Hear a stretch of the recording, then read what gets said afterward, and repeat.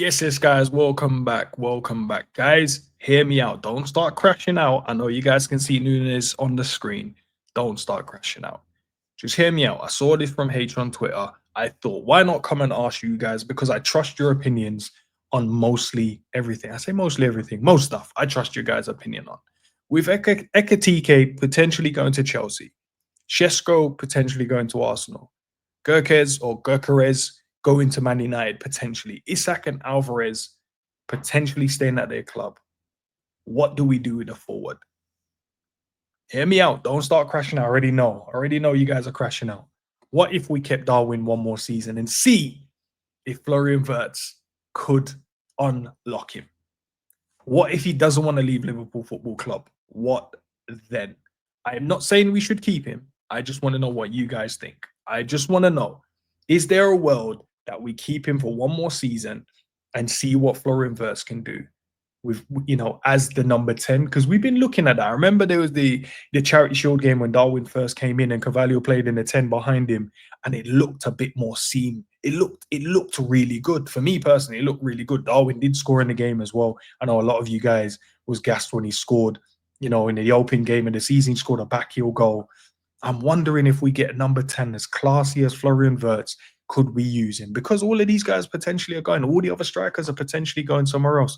If not, you don't want to keep him. Can you let me know in the chat what striker, bearing in mind these guys go into their clubs or staying at their clubs, who would you guys prefer to get if you're not willing to give Darwin Núñez one more chance? Let's have a go and look and see what Darwin was doing this season.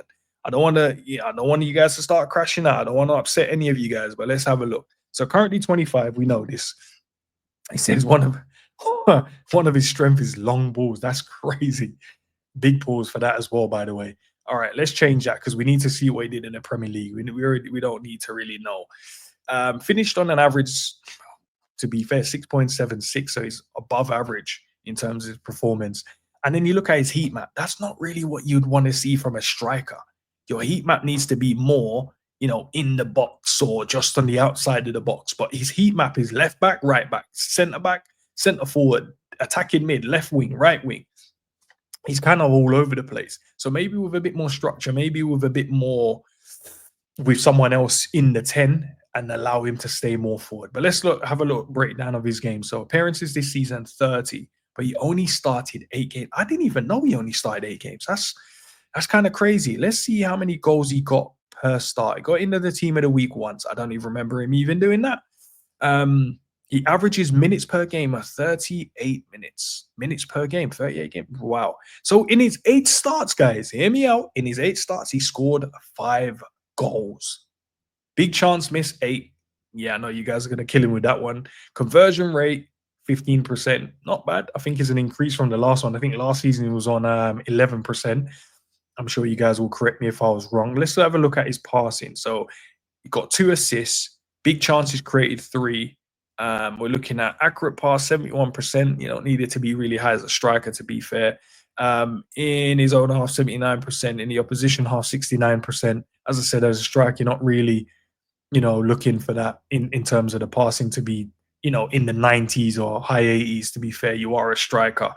But listen, hear me out. 8 starts, 5 goals, 2 assists.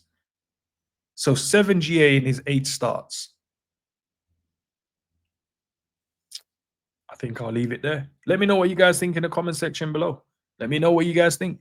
With all these players potentially, all these strikers are potentially going to different teams, should we take a gamble for one more season? Don't shoot me. I was just asking the question, guys. Catch you on the flip side. Peace.